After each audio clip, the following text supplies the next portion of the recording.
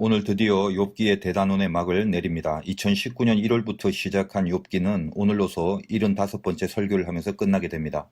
욥기 설교를 시작할 무렵에는 이 시대가 이렇게 고난 속에 처해질 거라고는 상상조차 못했는데 우리를 사랑하시는 하나님의 마음이 이 욥기를 통해서 고난을 견디게 하시는 그런 깊은 뜻이 계셨음을 깨닫게 되면서 참으로 귀한 감사의 마음으로 마감하게 하십니다.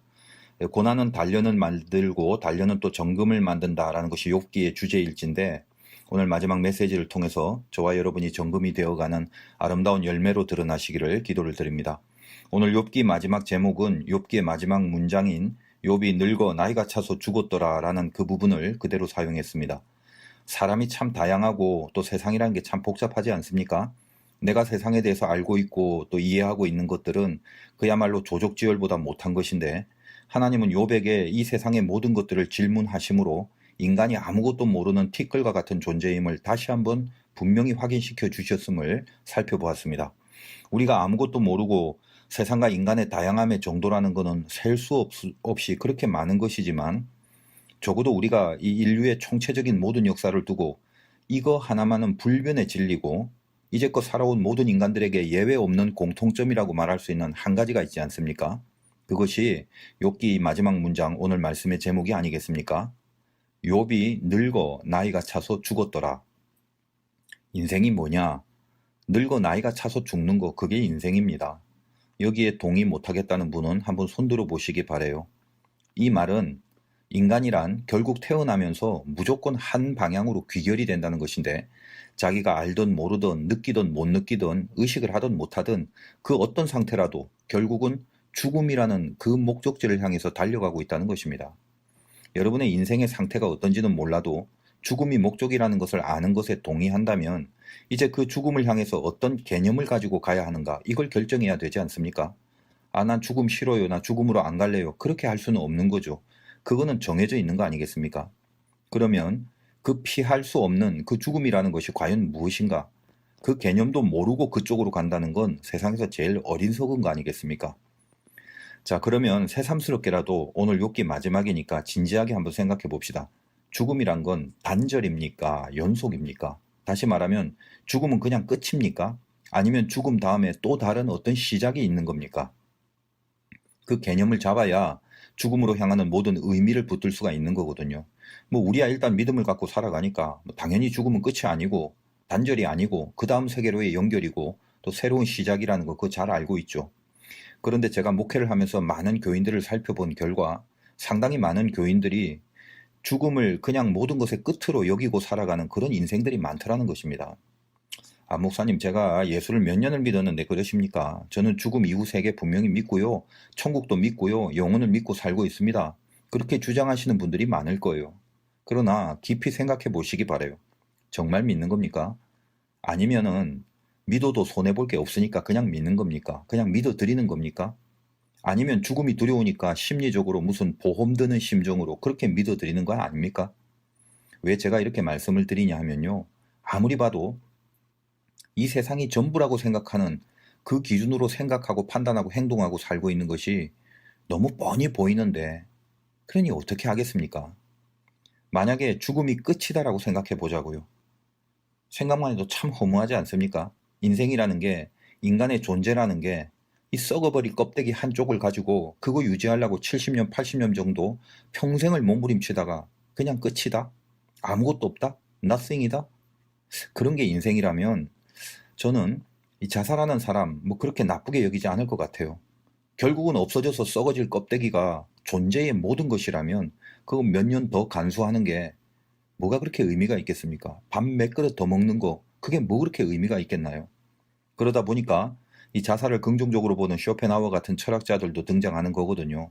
쇼펜하우어의 깊은 철학 그 따지자면 뭐 지독한 염세주의냐마는 절대 아니었지만 그 사상에 대해서 깊은 이야기를 뭐 다 할 필요는 없고 그냥 재미 삼아서 희화화시켜서 말하자면 자살에 대해서 예찬을 했던 그가 자기는 항상 그 강도가 들어올 걸 대비해서 침대 밑에 총을 들고 살았다는 설이 있어요. 하여간 만약에 죽음이 끝이라면 우리가 그 죽음이라는 끝을 향하여 살아가는 그런 전 인생의 목표나 의미는 그 딱 한 가지뿐이어야 되지 않습니까? 죽음이 끝이라면 뭐죠? 육신을 위해 사는 거 그것뿐이죠. 그게 최고죠. 그리고 그게 지당합니다. 그래서 빌립보서 3장 19절에는 그들의 마침은 멸망이요 그들의 신은 배요, 그런 말이 있지 않습니까? 신이 배랍니다. 즉 자기 배를 불리는 거, 그게 자기한테는 신이란 말이죠. 배부르기 위해서 살아간다는 말입니다. 육신을 위해 산다는 것이 뭡니까? 육이 좋아하는 것을 극대화시키면서 산다는 거죠. 물질, 쾌락, 정욕, 권세, 다른 사람들보다 더 높은 곳에서 어떻게 더 편할까, 어떻게 더 가질까, 그걸 이루어내는 것을 성공이라고 하고, 우리는 실은 어릴 때부터 그 성공이라는 목표와 가치를 늘 전제하면서 교육을 받아왔고 공부를 했고 훈련을 하면서 살아왔지 않습니까? 그렇다면 우리가 분명히 알아야 될 것이 뭐냐? 우리는 인생이라는 거, 가치라는 거, 행복이라는 거, 그런 모든 근본적인 의미들을 일단은 전부 다 육신을 위한 것으로 아예 결정을 해버린 바로 그 세계에서 태어나고 자라고 교육받고 학습되어 온 그런 인생들이란 말입니다. 그래도 뭐 세상에 윤리, 도덕, 양심, 뭐 이성, 그런 가치라는 게 있지 않나요? 물론 있습니다.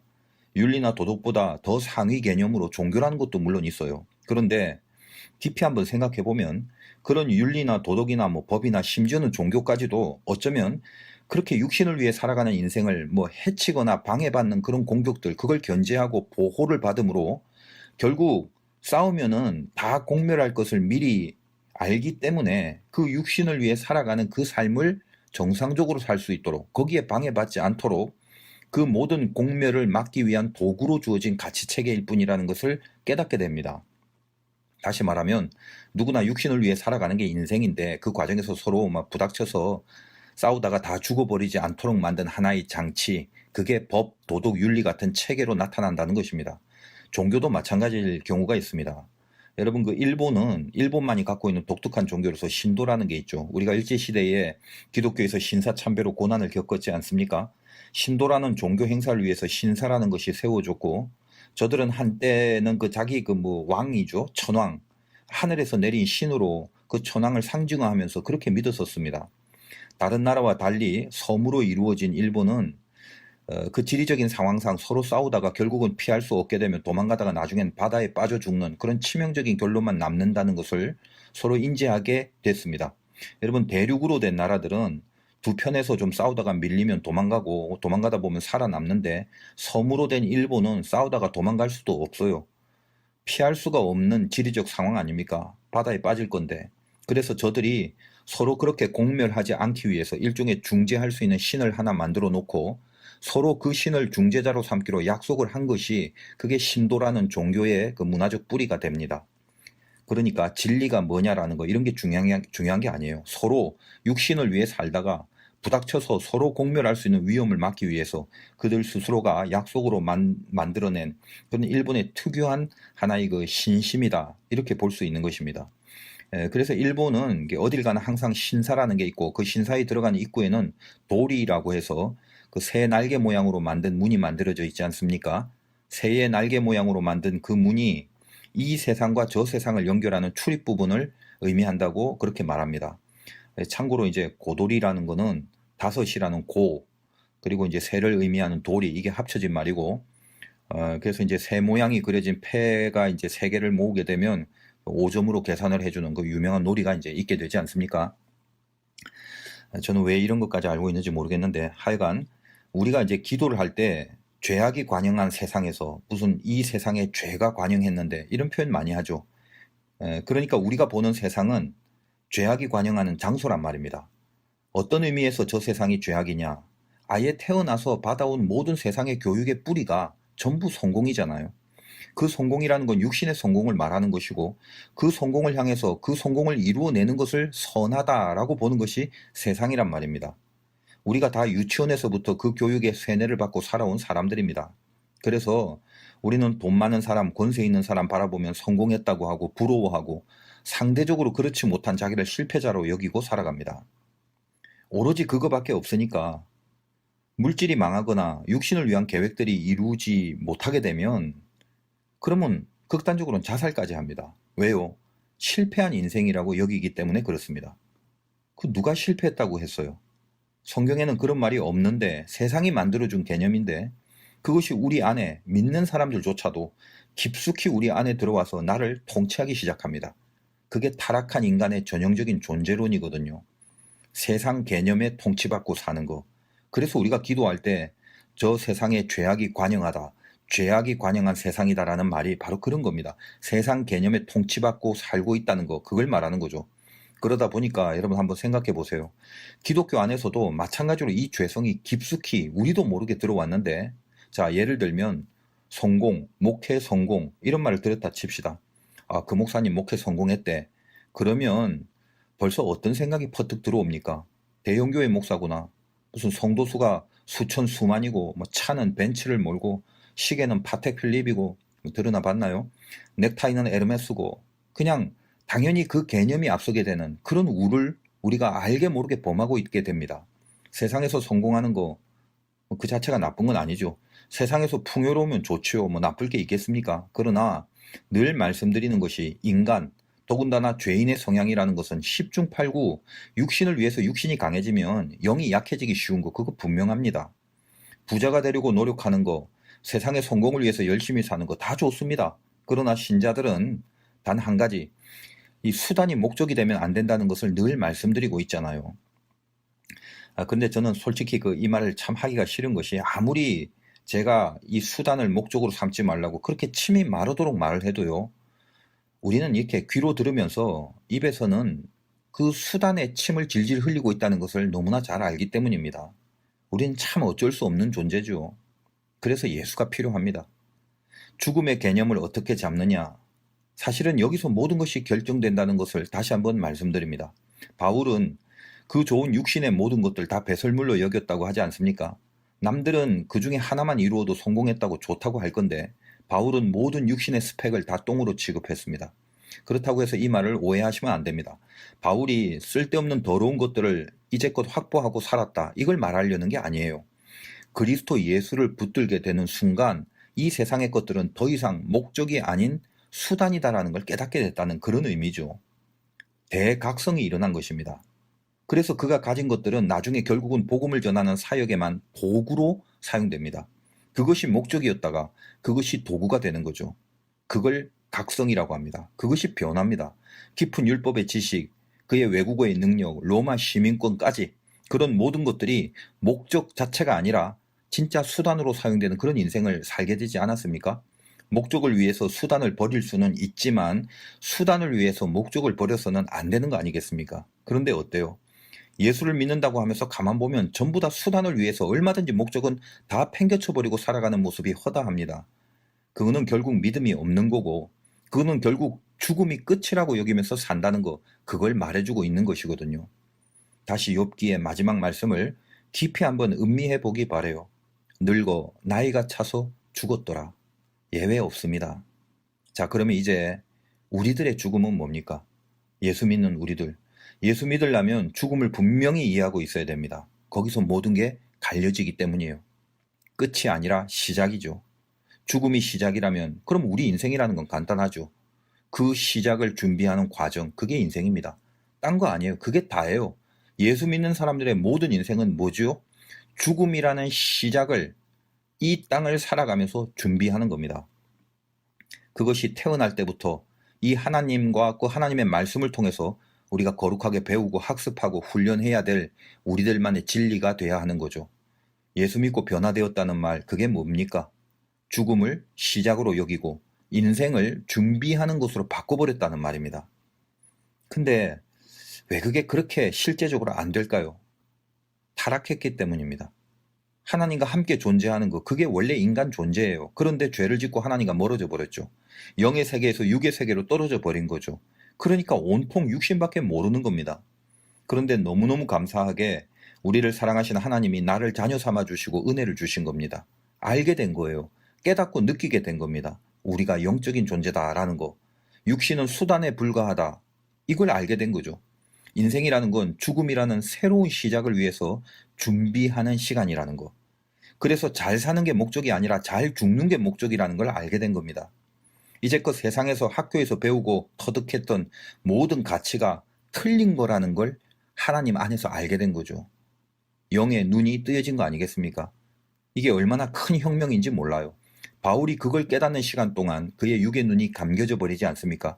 이제껏 육의 눈으로만 봤던 인생이 영의 눈으로 보게 되는 시작을 하게 된 거죠. 우리 모두가 다 그 은혜를 받게 된 겁니다. 자, 그런데 문제는 뭐냐? 그 자꾸 까먹어요, 그거를. 슬슬슬 다시 육신이 목적이 됩니다. 아니, 은혜 받고 이제 다 알았는데 왜 자꾸 눈을 또 돌리기 시작하는 겁니까? 그 이유도 분명하죠. 모든 게 아직이기 때문에 그런 겁니다. 아직이요. 그리고 또 하나, 그 연약함을 이용해서 마귀가 우리의 변화를 자꾸 방해하고 공격하고 유혹을 합니다. 마귀 사명이 그거거든요. 육신으로 돌아오게 만드는 거. 돌이 떡이 되게 하고 세상의 권세와 영화의 목을 매게 만드는 거. 그래서 결국은 하나님과 단절시키는 거잖아요. 그게 마귀 사명입니다. 우리는 아직입니다. 다시 말해서 아직 죄인입니다. 신부는 구원받은 자녀인데 아직 실력이 충분하지 못한 거예요. 자, 그럼 언제쯤 실력도 완벽하게 갖추어지는가? 죽을 때까지 100% 완성되진 않습니다. 애굽이 목적이 아닌 것을 알게 돼서 홍해를 건너 가나안으로 들어가게는 됐지만, 가나안으로 방향을 잡았지만 애굽을 벗어날 때 동시에 바로 가나안에 들어간 게 아니지 않습니까? 광야를 필연적으로 거치게 만듭니다. 우리 인생이 적어도 믿음을 가지고 시작하는 순간 누구라도 반드시 광야를 통과하는 과정이 있는 겁니다. 지금 잘 한번 생각해 보세요. 분명히 죽음이라는 게 새로운 시작임을 은혜와 계시로 알게 되고 깨달았어요. 그래서 육신을 목적이 아니라 그 육신은 수단밖에 안 된다고, 목적이 아닌 수단으로 육신을 여기는 것에 분명히 동의했어요. 근데 분명히 동의하는데 이상하게 잘 안 돼요. 바로 그거, 바로 거기입니다. 이상하게 잘 안 되는 거기가 광야입니다. 거기가 준비하는 과정에서 필연적으로 거쳐야 될 갈등의 필드입니다. 거기가 싸움터예요. 광야가 도대체 뭔데요? 우리 잘 알지 않습니까? 광야는 이꼴 고난입니다. 사랑하는 자녀에게 필연적으로 주는 거. 그거 없다면 사생활하고 못을 박을 정도의 그 말씀, 그게 뭐죠? 고난. 욥기는 고난의 성경입니다. 그 고난을 통해서 정금을 만드는 거, 그게 욥기잖아요. 그러면 이제 우리가 익히 들었던 그 뻔한 말씀을 다시 한번 붙들어 봅시다. 마귀는요, 뻔한 진리를 자꾸 까먹게 합니다. 그래서 멍청하게 딴 데로 눈을 돌리게 만든다고 했죠. 고난의 의미가 뭡니까? 욥기를 마지막으로 다루면서 이제 고난쯤은 좀 정복해야 될 때가 되지 않았습니까? 왜 은혜 받고 자녀가 된 신자들이 왜 고난을 받아야 하는데? 정금 만들라고요. 여러분, 신자라면, 하나님이 은혜를 준 자녀라면요, 모든 고난에 분명한 이유가 있죠. 그 이유가 뭡니까? 쓸데없는 거품이 다 사라지게 하는 거죠. 다시 말하면 이제껏 목적으로 여겨왔던 것들이 수단에 불과한 것임을 알게 만들고, 그걸 느끼게 만들고 거기에 항복하게 만드는 거잖아요. 돈이 목적인 줄 알았는데 돈으로 안 될 고난이 오는 겁니다. 결핍과 박탈의 한계를 만나게 되는 거예요. 권세와 명예가 목적인 줄 알았는데 한순간에 무너져 버리고 그걸 붙잡을 여력이 실오라기만큼도 남지 않게 되어버립니다. 정욕과 욕심을 충족하는 게 행복인 줄 알았는데 어느덧 다 날아가 버리고 아무것도 남지 않게 된 거예요. 건강한 게 단 줄 알았는데 인간의 육신이 아무짝에도 쓸모없는 것임을, 정말 연약한 것임을 느끼게 만들어 버리죠. 그래서 어떻게 해요? 하나님만 붙들게 되잖아요. 불로 연단하면 정금이 되는데 왜 정금이라고 하냐 하면, 불로 연단하는 순간 순금 빼고는 나머지 모든 찌꺼기들, 일종의 거품들은 다 사라져 버리고 다 태워 없어져 버립니다. 낑낑대고 이제까지 그거 붙들고 살아왔다가 그거는 결국 수단에 불과한 것임을 온몸으로 항복하게 만드는 거예요. 그게 고난입니다. 하나님이 이스라엘에게 광야에서 하신 작업이 바로 그거 아닙니까? 불이 나면 다 타서 없어질 그 육신의 것들, 그거 소멸하시고 하나님 자체를 목적으로 하는 그 신앙 인격을 만들어내시는 거죠. 그게 정금이죠. 완벽하지 못해도요, 적어도 24K가 안 되더라도 18K는 넘어야 돼요. 18K는 금 함유량 75%를 말합니다. 여러분이 살면서 가장 말씀이 강력했던 시기들 기억하십니까? 언제였어요? 형편 좋을 때였나요? 불순물들이 막 덕지덕지 붙여져 있고 육신의 것들이 풍성해서 막 주체를 못할 그런 상황이었습니까? 그때 말씀이 강력했던가요? 아니었잖아요. 육신의 것들이 꽉 차 있을 때는요, 말씀 듣고 있으면서 껌 씹고 막 그랬죠. 그런데 고난이 올 때, 불이 났을 때 어땠습니까? 껌 뱉고 무릎 꿇고 눈물로 받았잖아요. 다니엘이 포로로 끌려간 바벨론에서요, 갈비 뜯으면서 예배드리고 그랬습니까? 예루살렘 성전에 가서 예배를 드릴 수 없으니까 오히려 정신 바짝 차리고 자기 집을 성전으로 삼죠. 파자마 입고 뒹굴어야 되는, 세상에서 제일 흐트러져 있어야 될 바로 그 자기 집에서 창문을 열고 성전을 향해서 무릎을 꿇고 기도하게 되지 않습니까? 그게 고난이 주는 열매거든요. 여러분 구약의 모세 오경 빼고요. 거의 모든 굵직한 성경들은 거의 다 포로기의 고난 중에 쓰여진 말씀이라는 거 아십니까? 하나님이 선지자에게 이 고난 중에 쏟아지는 말씀을 주셨어요. 광야에서 하나님의 말씀을 주시듯이요. 제가 저번에 말씀 디저트로 설교했던 에스라를 비롯해서 무슨 뭐 이사야, 예레미야, 다니엘, 에스겔, 뭐 느헤미야, 호세아, 아모스 아무튼 기타 등등 거의 구약의 반 이상이 고난 중에 쓰여진 말씀이거든요. 무슨 뜻입니까? 고난은 말씀을 강력하게 만든단 말이죠. 구약의 그 기라성 같은 말씀들이 포로라는 고난 없이 주어질 수 없었던 거라는 걸 알라는 겁니다. 그래서 광야를 미드바르, 즉 말씀이라는 바바르라는 이 히브리어를 뿌리로 하고 있다고 말씀드렸지 않습니까? 광야는요, 육신의 것들이 끊어지는 곳이에요. 하루하루 하나님의 은혜 없이는 살 수 없게 만들어 놓고 거기에 오로지 불같은 말씀을 계속 던져주시잖아요. 가장 말씀이 강력할 때, 그것이 고난의 한가운데 있을 때입니다. 이스라엘은요, 광야에서 양식 먹고 견딘 게 아니라 말씀 먹고 견딘 거예요. 그래서 결국은 가나안이 인생의 목적이라는 걸 삶으로 터득하고 항복하게 만드시잖아요. 여러분 지금 시대 상황이 어떻습니까? 다니엘처럼 성전에 갈 수는 없죠. 예배당에 갈 수는 없죠. 그러나 스스로 뜻을 정해야 되는 그런 결단이 요구되지 않습니까? 지금 예배드리는 중에 여러분 스스로의 그 뜻이 정해져 있지 않다면 어떻게 가정에서 예배를 드릴 수 있겠습니까? 어떻게 혼자 있는 그곳에서 세상에서 예배당이 아닌 저 세상의 어느 한 귀퉁이에서 어떻게 여러분이 기도하고 말씀을 보고 주님 앞에 예배를 드릴 수 있겠냐 이 말이죠. 지금 예배드리는 중에 여러분의 마음에 우리 화도교회의 제단이 지금 들어가 있지 않습니까? 그리고 평소에 그냥 편안하게 뒹굴었던 그 자리에 하나님을 향한 제단이 쌓여지고 있죠. 지금 말씀만이 지금 여러분의 가정재단의 공간을 진동시키고 있지 않습니까? 거기가 하나님을 진대면하는 거룩한 지성소가 된단 말이에요. 육신의 수단에 불과했던 것들이 거품처럼 소멸되고 오로지 한 분 하나님의 그 소리, 그 말씀에 집중하는 오로지 그것만으로 지금 예배하고 있지 않습니까? 이 고난의 시기는 하나님이 우리들의 무너진 가정, 성령이 이미 떠나버린 나의 가장 가까운 삶의 영역을 강력하게 회복시키는 작업을 하시고 있다는 것을 알고 감사하시길 바라요. 나도 모르게 숨어서 붙어있던 이 가정의 악한 권세들이 내 인생의 악한 영들이 다 떠나가고 있다는 걸 느끼시기 바랍니다. 죽음이 끝이 아니라 시작이라는 것을 분명히 믿고 있는 인생이라면 이제 그것을 준비하라고 하나님이 나에게 허락하신 시간들이 나의 인생이라면 이제 이 땅의 모든 일들, 세상에서 벌어지는 모든 일들을 어떻게 마음대로 지멋대로 할 수 있겠어요? 세상이 어떻게 허무하고 무의미할 수 있겠습니까? 어떻게 육신을 쫓는 일에 인생을 낭비하면서 살 수 있겠습니까? 고난이 힘들다 할지라도 어떻게 그냥 마음대로 포기해버리고 원망하고 절망만 하고 있겠습니까? 내가 직면한 일들 있지 않습니까? 인간과의 관계들 있잖아요. 스쳐 지나가는 모든 하찮은 사건들, 그 하나하나까지 하나님과 진대면하고 있는 그 사건들 아닙니까? 여러분 기대되지 않아요? 소중하고 귀한 것들로 가득 차 있다는 느낌 안 듭니까? 왜 직장에서 일을 합니까? 왜 공부를 해요? 왜 열심을 냅니까? 왜 그 사람을 만나게 합니까? 뭐 먹고 살라고 오로지 그것만 위해 억지로 사는 게 그게 인생입니까? 왜 또 고난은 주십니까? 목적이 분명한데 나에게 주어진 모든 세상의 것들이 전부 다 너무도 소중한 수단들이 되어줄 수 있잖아요. 목적이 분명해야만 나에게 주어진 모든 것들이 거룩하고 아름다운 수단들로 바뀌어질 수 있다는 것입니다. 남이 몰라줘도요. 하나님이 대면하고 있는 거 알잖아요. 사람들이 안 볼 때, 자기만 혼자 있을 때, 세상에서는 알아주지 않고 나만이 뭔가 억울하게 감당하고 있는 그 일조차도 그거는 하나님이 바라보시면서 준비시키는 시간들이란 말이에요.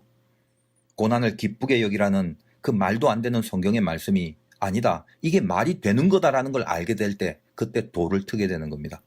사소하게 여겼던 것들이 하나도 하찮은 게 없다는 걸 알게 될 때 세상은 아름다운 의미로만 가득하다는 걸 그때 느끼게 되는 겁니다. 욥기의 마지막은 해피엔딩입니다. 얼핏 보면 무슨 신파극 같죠. 야, 고난 잘 견디니까 하나님이 보상을 해주잖아. 그게 결론인 것 같이 느껴지죠. 욥기는 처음부터 끝까지 마귀가 방해하는 공작을 한다는 생각이 듭니다. 가장 깊은 메시지를 자꾸만 방해해요. 여러분 마귀의 의도가 뭐죠? 우리가 욥기의 처음을 끝까지 잊으면 안 됩니다. 오늘 이 마지막까지 욥기의 그 첫 부분을 잊지 마세요. 까닭 없이 믿겠느냐 그거잖아요. 마귀는 그 까닭을 믿음의 조건으로 몰고 갑니다. 오늘 메시지를 근거로 말하자면 죽음을 끝으로 보라는 거잖아요. 무슨 말입니까? 육신을 위해 살다가 육신이 목적이 되는 인생을 추구하란 말이죠. 그 육신을 위해 사는 그 육신이 까닭입니다. 마귀에게는. 욥이 가진 믿음도 육신 때문에 생긴 믿음이라고 주장하는 거, 그 까닭 때문에 생긴 믿음이라고 주장하는 거, 그게 마귀잖아요. 육적인 세상의 모든 것이 수단이 돼야 되는데 그게 수단이 아니라 목적이라고 몰고 가죠. 그래서 마귀는 욥의 친구들 통해서 욥을 육신의 회복, 육신의 풍요, 육신의 조건을 만족시킬 그 목적으로 인생을 몰아가게 하고 그걸 목적 삼게 하잖아요. 그게 욥을 향한 모든 공격의 큰 흐름이었지 않습니까? 그래서 얼핏 보면 욥기의 마지막은 마귀의 의도대로 자 봐라 이제 결국 육신의 보상을 받아 누리게 됐단다. 그렇게 쉽게 결론을 짓게 만들어버리는 속임수가 숨어 있거든요. 그러니까 하나님이 결국 나중에 복을 줘봤자 마귀가 처음에 말했던 그 까닭을 준 거네. 그 육신의 것들을 그냥 베풀어 준 거네. 이게 결론이네. 이런 식으로 가장 본질적인 메시지를 흐려버릴 수도 있다는 것입니다. 그래서 끝까지 기도하는 마음으로 깊숙이 잘 봐야 돼요. 그러나 욥은 어떻습니까? 나는 육체 밖에서 하나님을 만나버린다. 그리고 나이가 차서 죽었다라는 말로 오늘 마지막 마감을 하고 있지 않습니까? 인간의 죽음이 끝이 아니라는 메시지를 남기고 그리고 끝을 정리합니다. 죽음이 끝이 아니란 메시지가 어디 있는데 보니까 나이가 차서 죽었더라로 끝나 있지 않습니까? 자, 한번 생각해 봅시다. 육의 눈으로 보면 욥기의 마지막은요, 모든 잃어버린 걸 갑절로 받고 그것을 복이라고 여기는 마무리, 그걸로만 끝나게 합니다. 육의 눈으로 보면. 이건 이제 마귀의 눈이죠. 그러나 좀 더 깊이 영의 눈으로 본다면 욥기는 결코 이 육적인 보상을 하나님의 복으로 여기지 않고 있다는 걸 알게 하세요. 고난을 통해서 단련이 된 욥은 그 욥 그 자체가 정금입니다. 육신을 위해 사는 게 아닙니다. 육신의 것은 수단이 될 뿐입니다. 믿음의 까닭이 그의 재산과 자녀와 건강에 있는 게 아니라 재산과 자녀와 건강 때문에 그 까닭 때문에 욥이 믿음을 가진 게 아니라 욥의 믿음의 까닭은 하나님 그 자체였습니다. 어떤 까닭이 있어서 믿는 게 아니라 어떤 경우라도 믿었다는 거예요. 하나님과 절대로 떨어질 수 없었습니다. 눈물을 흘리고 가슴을 치고 한탄하고 안타까워하고 통곡을 할 수는 있었어도 하나님과 절대로 떨어지진 않았습니다. 그래서 욥기의 마지막은 부자 욥, 건강한 욥, 이제 자녀가 많아진 욥, 육신과 현실의 보상을 받은 욥, 그것이 아니라 하나님을 끝까지 믿는 의로운 욥으로 드러나게 된 것입니다. 그가 마지막에 받아낸 이 육신의 조건들은 더 이상 마귀가 말하는 목적으로서의 내용들이 아닙니다. 하나님을 목적하는 수단일 뿐입니다. 하나님이 목적이 되면 인생의 모든 것들이 수단이 됩니다. 모든 것들을 다 끌어안고 살아가는 그릇이 됩니다. 그것이 인류를 끌어안는 그런 그리스도의 형상과 같은 것이죠. 그러므로 하나님이 목적이 되면 모든 것이 수단이 된다라는 바로 그 메시지를 여기 갑절이라는 용어로 표현합니다. 갑절이라는 건 두 배라는 양 자체를 말하는 게 아니라 그 앞에 있는 것들을 전부 다 남김없이 품었다라는 말이에요. 그래서 앞에 것의 두 배가 되는 거예요. 인생의 모든 수단들을 목적이 품고 간다는 상징입니다. 하나님을 목적할 때는 모든 것들이 완벽하게 수단화 된다라는 거예요. 하나님은 오늘 말씀 12절에 욥의 말년에, 처음이 아닙니다. 그 고난이 끝난 그 시점이 아니라 욥의 인생의 말년에 처음보다 더 복을 주셨다고 그럽니다. 욥에게 내린 보상들은요, 하나님이 마지막에 욥을 만나자마자 너 잘했다, 고난 잘 견뎠다, 자 이제 받아라 하고 바로 주신 것이 아니었다는 거예요. 까닭 없이 믿었던 욥이 하나님을 목적으로 살아갈 때 이제 그 변화를 고난 속에서 느끼고 정금이 돼서 하나님이 온전한 목적이라는 걸 분명히 하고 다시 살아갈 때 하나님은 그에게 그의 삶을 통해서 그 전에 수단들까지 다 품고 안고 갈 수 있는 그 은혜를 베풀어 주셨다는 말입니다. 욥의 재산을 보면요, 처음에 비해서 정확히 2배가 됐어요. 대강 욥의 모든 재산을 2배로 주셨더라 이렇게 끝나지 않습니다. 구체적으로 앞에 있던 양, 낙타, 소, 암나귀 이걸 언급하면서 정확히 곱하기 2배를 명시했습니다.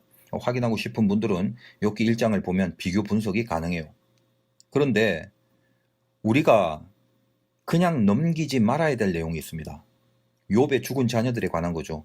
원래 아들 7과 딸이 3 있지 않았습니까? 그런데 갑절이라면 다른 동물의 숫자처럼 합쳐서 20명을 줘야 되는데 13절에 보니까 아들 7과 딸 3, 즉 10명을 주십니다. 왜 그랬을까? 고민되지 않습니까?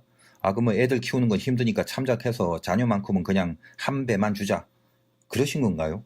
그리고 자녀는 솔직히 가축하고 다르지 않습니까? 자녀가 재산입니까? 아무리 10명의 자녀를 주셨다 한들 원래 죽었던 10명의 자녀들에 대한 슬픔이 상쇄될 수 있는 걸까요? 여기에 분명한 메시지를 주시지 않습니까? 굳이 가축들을 정확하게 하나하나 2배로 열거하고 자녀들만큼은 10명으로만 주신 것은 앞에 죽은 자녀들과 함께 합쳐서 20명을 주셨다는 개념으로 말하려고 하는 것입니다. 욥은 마지막 말씀이 죽었다로 끝납니다. 욥은 마지막에 죽었습니다. 이 욥기를 읽고 있는 우리도 죽습니다. 욥의 자녀들도 죽었고 복으로 주신 또 다른 10명의 자녀도 이제 언젠가는 죽을 겁니다.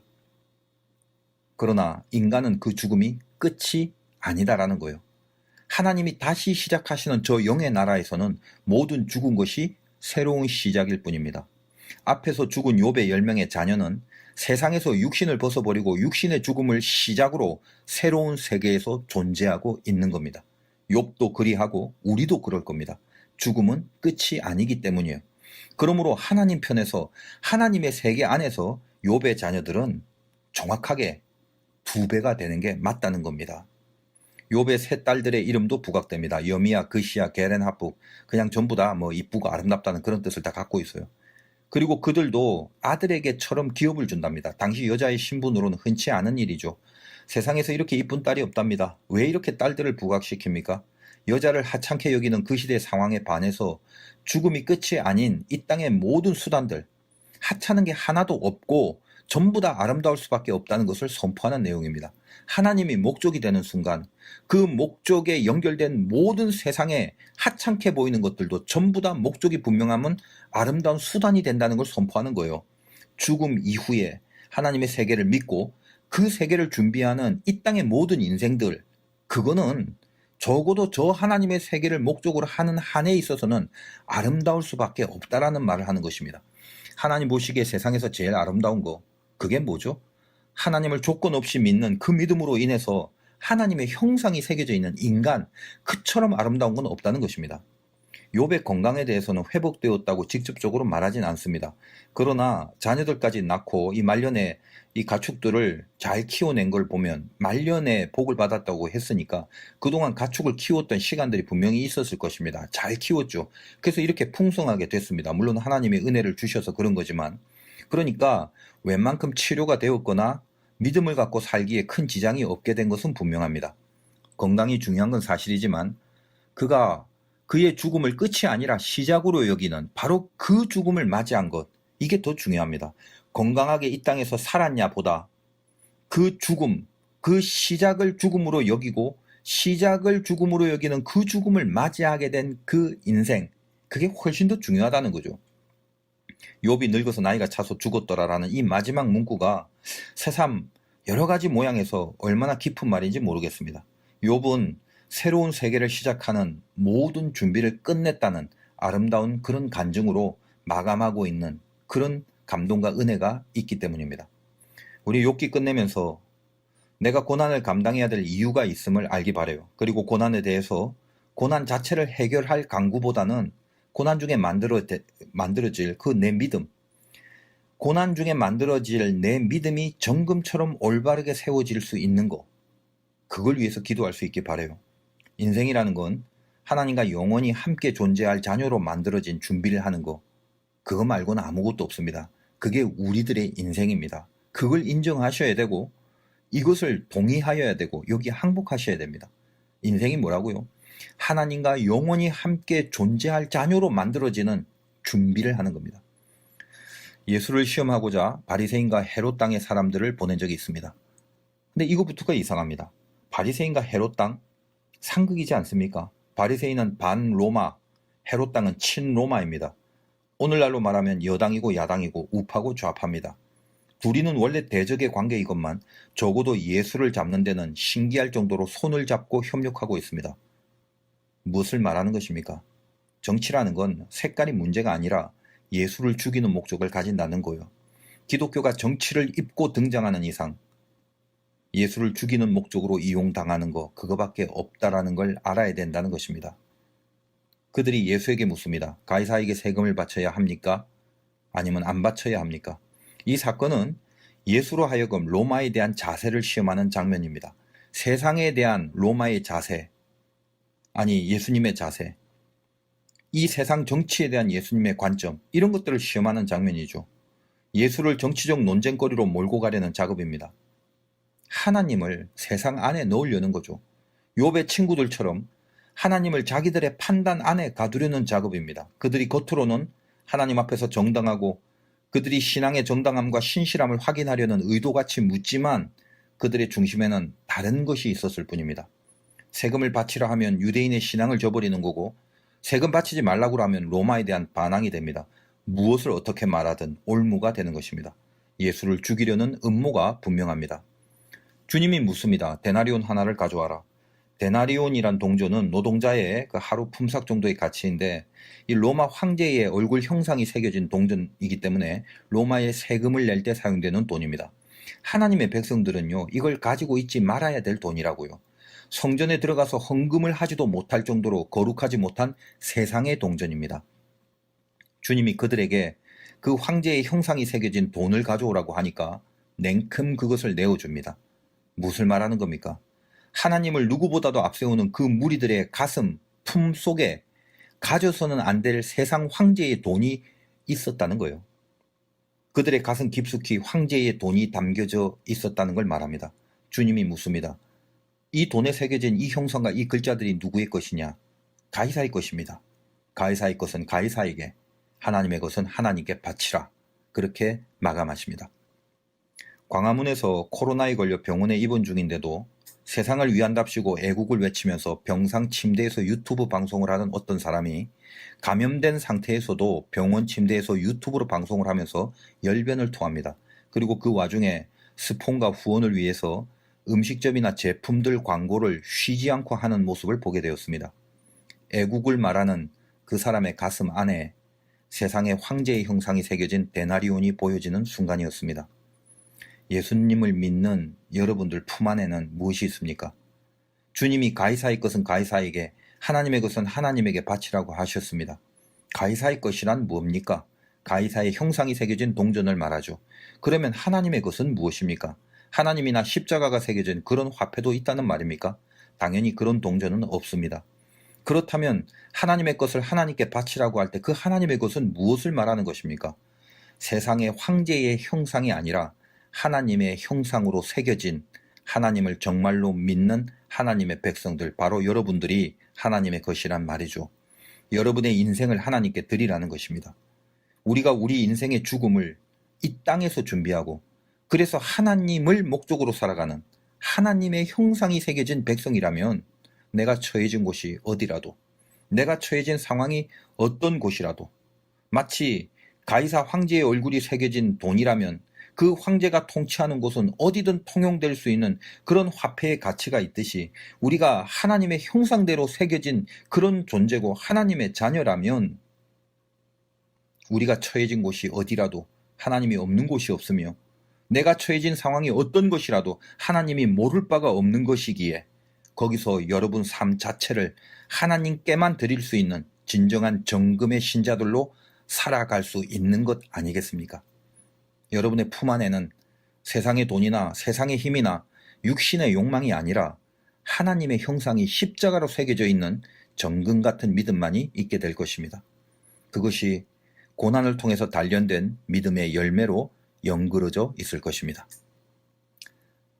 그동안 욥기 여러분 설교 들으시느라 수고 많으셨습니다. 정금으로 빼어나게 아름다워지시기를 주님의 이름으로 축원드립니다.